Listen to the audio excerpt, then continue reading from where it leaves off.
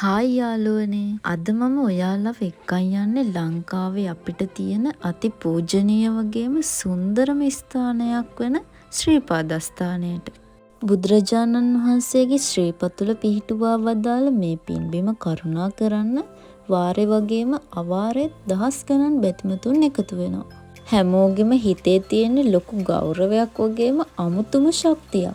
ඉතින් අද මම ඔයාලට අරන් එන්නේ ඒ අසිරිමත් සිරිපා අඩවියේ දකින්න ලැබෙන හරිම ලස්සන සිදුවීමක්. සීත ගඟුල, රතු අම්බලම, ඉදිකටුපාන පහු කරගෙන ඇවිත් අපි දැන් ඉන්නේ මහගිරිදඹේ කරුණාකරන ගමන්. චුට්ටක් නැවතිලා වටපිටාව බලන්න හිතුණා. ඇත්තටම හරිම ලස්සනයි. අර ඈතින් පේන සාම චෛත්‍යය.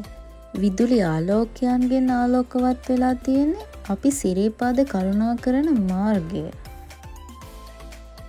ඔන්න අපි දැන් අමාරුවෙන් සිරිපාදේ උඩ මළුවට ආවා. මෙතන තියෙන සීතල නම් කියලා වැඩක් නැහැ. ඇඟ හිරි වැටෙනවා. ඒත් බලන්නකො මේ දහස් ගණන් සෙනඟ එකම පැත්තක් දිහා හරිම ඉවසිල්ලෙන් බලාගෙන ඉන්නවා. ඒ හැමෝම බලා ඉන්නේ සෝබා දහමේ තවත් එක් ආශ්චර්යයක් දකින්න. හිරු කුමාරයා එබිකම් කරනකම් හැමෝම මග බලාගෙන තමයි ඉන්නේ. ඔන්න ඔයාලත් බලන්නකෝ.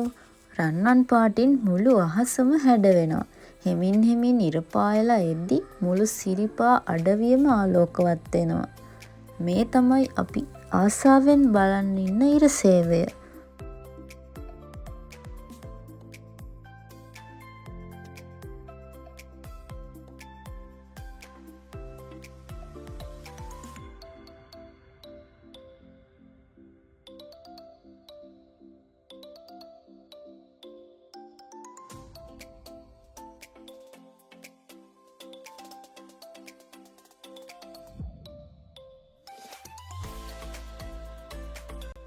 ඉතින් මේ ලස්සන ඉරසේවය දැකලා මම ලබපු ඒ සතුට ඔයාලටත් මේ වීඩියෝ එකෙන් ලැබෙන්න ඇති කියලා මම විශ්වාස කරනවා.